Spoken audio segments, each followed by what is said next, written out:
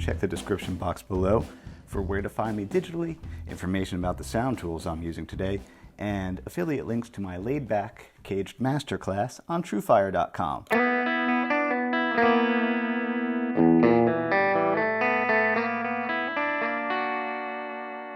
Ooh, today we are exploring the other side of my guitar personality, the cat that likes to knock things off of the table side, the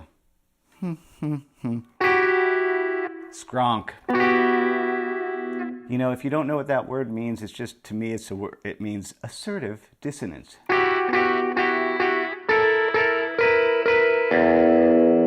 Which Mark Ribot, Tom Waits' longtime collaborator, that's, you know, Robert Quine, Mark Ribot. Those are two people that come to mind when I think about Skronk. Okay, let's talk about what I've observed here. Rules of Skronk. You know, I'm always looking for universal things that I can share with y'all. Flat 5. Flat 5. The flat 5 interval that honestly will work on any chord, definitely works well on minor chords. If you don't know what the flat 5 is, it's also the blue note. Hey, blue guitar. Carl Longbody Custom Guitars. He made this guitar. Blip, there's his link. It's in the bio too.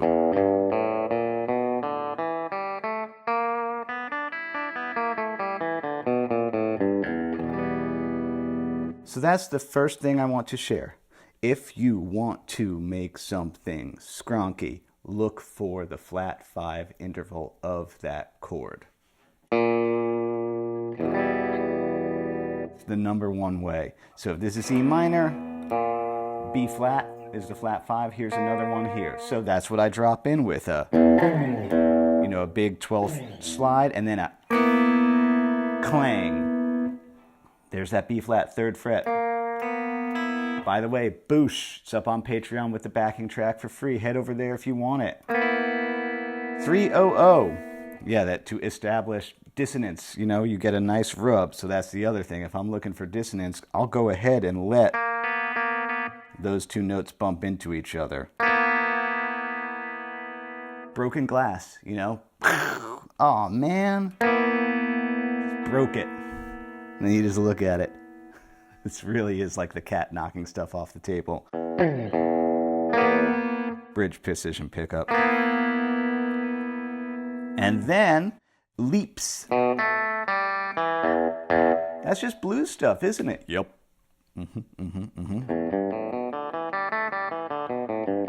But jump it around a little bit. But also notice, I think the other thing about skronky playing is that the rhythms are really strong. I'm very clear about downbeat, downbeat, offbeat, downbeat. That's a big part of skronk. So dissonance, flat 5s, but really not being light about what rhythms you're playing, being very clear. And then being okay to leave holes. Like if I want, so by comparison, that's all smooth style.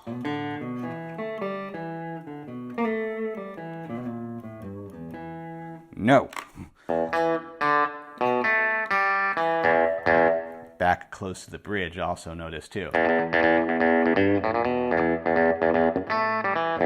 Oh wait. Cake going the distance. Okay, so then the little transitional lick I play, let's talk about that. So the first half is playing an E minor thing. There's that flat 5. This, though, this little maneuver here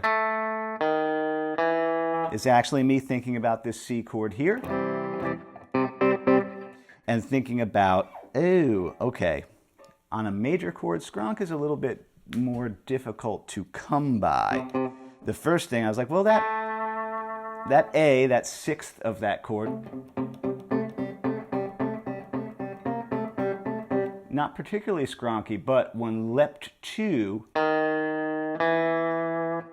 that E flat to that E, which is the flat third of that chord, to the major third, that does yield skronkiness. So that's why that lick is like that. And I'm also doing something I noticed my hero Mark Ribot do, where sometimes I'm actually playing a little melodic thing to the change a little bit before the change has occurred. Yeah, so again, that little lick transitioner, and then pop the upper part of a C chord. That's all it is. And then the brain goes, well, I'm on a C still. I'm going to be on a C for a while. What's the flat 5 of C? F sharp.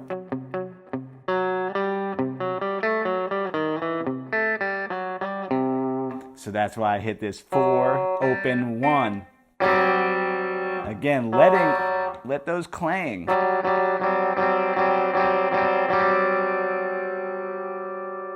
So we let those clang. Just, yeah, leave it alone. Let it hang. Let it clang, let it hang. And then, this is combined, you know, thinking about, well, there's another F sharp here, so that's the flat 5. Here's a B flat, which is the flat 5 of the other chord. Giving you a kind of a weird C9. 3-3-2. Still thinking of this C structure here. There's that B flat again, which so I'm thinking of, you know, I know it's the flat 5 of the original chord and of the key, but against this chord it makes it into like a C7. Can't, I mean, what's that darn 90s song?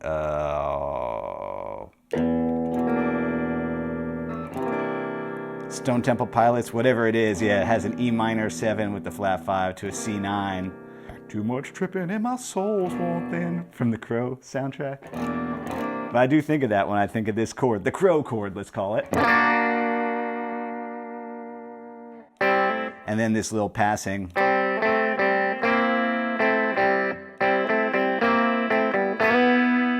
And then back to E minor. 4-0-0. All right, so a little bit of a detour here. Yeah. You know, I hate to say it, but yeah, to play skronkily, it ain't no accident. It actually does require a good bit of thinking. Even though it sounds accidental, it sounds like a mess, it's actually really, sadly, it's a lot of thinking. You know, you could play random stuff, and some stuff is gonna sound weird. Sure, I could have gone...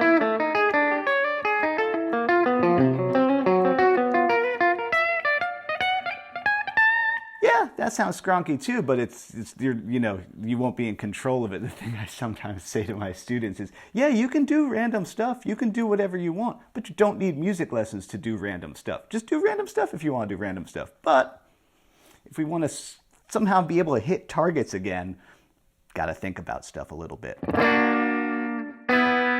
Okay, so now we're back on an E minor. And now we get into some of my favorite things. I've mentioned this chord before, this little E minor 9 thing. So back on an E minor, the other sound that I think is very skronksy, but also Dave Rawlingsy, is the intersection between an F sharp and a G. Oh, Pink Floyd does it in Breathe too.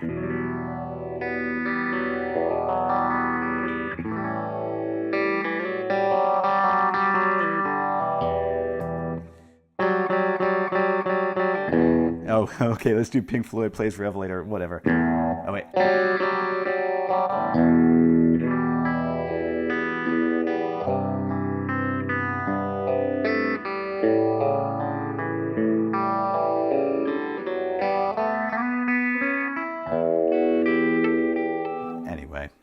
Pink Floyd plays Gillian Welch. Cool.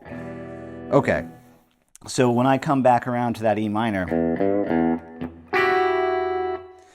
this is one of my pet chords, y'all. 9, 11, 8, but I'm leaving out that, so it's just 11, 8, and that open.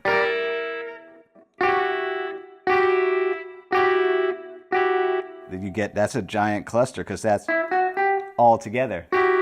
So, again, very assertive about the rhythm that I'm playing. I'm not going, which is nice, but Skronk is like,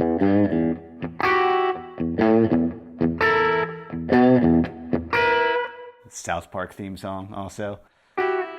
First show I ever saw was, first concert I ever went to was Primus, actually. Melvin's opening for Primus. It's awesome. Okay, so anyway, that riff. Blues thing. 3-0, stab, 0-5-0. Now I'm stabbing 14, whatever that is, because again, that's the fourth, that's the flat 5. You know, those are, that's, you know, to me, that's, yeah, those are those three together. 0-5-0. No, wait, nope. It's those two, sorry. So it's those two dissonances, those two, and then I'm like, oh wait, the flat 5 and the 5.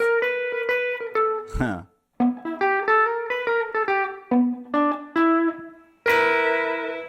$15, $12. So again, that lick.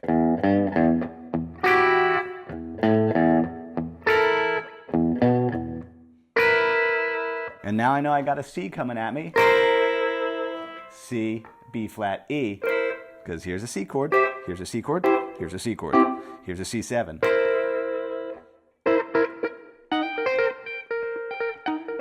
Anyway, there I am. What? Sorry, 1, 2, 3, 4.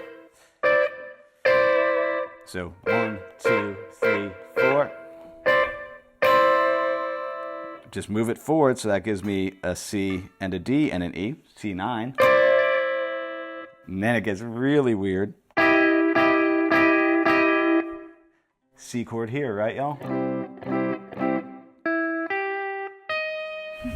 Why did I do that? At that point, oh yeah, I'm still thinking like, oh, let me just put the flat third in there also. By the way, the human ear has a magical ability to, when it hears something ugly the first time, yeah, get scared by it, but then you go, like, it's okay, listen again. And it goes, okay, I kind of like that. So yeah, you can get away with stuff.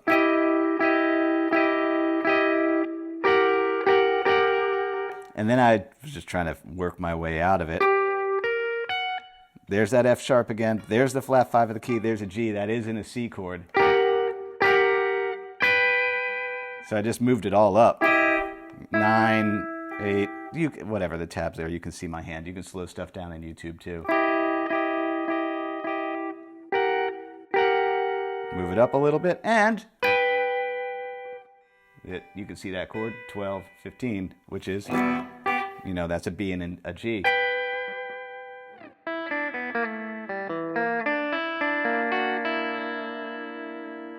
So, to review les principles, les Skronk. Yeah, still rolling. Flat 5s, really you can do them on anything. Flat 3rds on major chords, minor 9s on minor chords, and then, you know, being very clear about the rhythms that you're playing, and, you know, not being afraid to let, you know, these kind of things crash into each other. Be the cat knocking stuff off the table and just looking at it. It's such a part of my personality. It's so funny because, you know, many of my videos are like, hey man, just...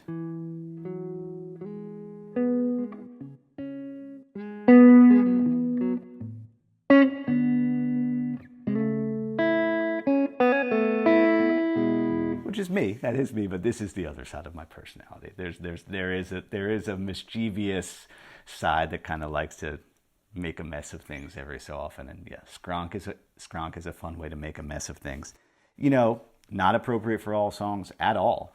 But I do know that I feel it from time to time too if I'm playing over something minor key and I don't want to just kind of play blues or just minor. I want that. I want to make it a little bit circusy.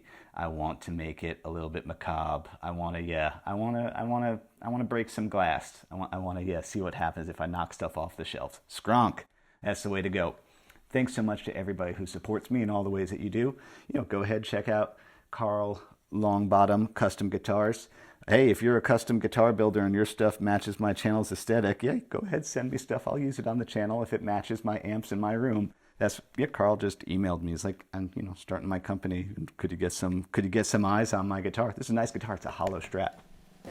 Yo, people who support me on Patreon, purchase my PDF downloads, people booking lessons, it all helps. I don't put ads on my channel. Oh, yeah, people following the affiliate link to the Truefire caged course, that all helps. This keeps me in business because, I help you, you help me. That's awesome. As Bill and Ted would say, be excellent to each other. That includes yourself. Happy Friday. Eat pizza.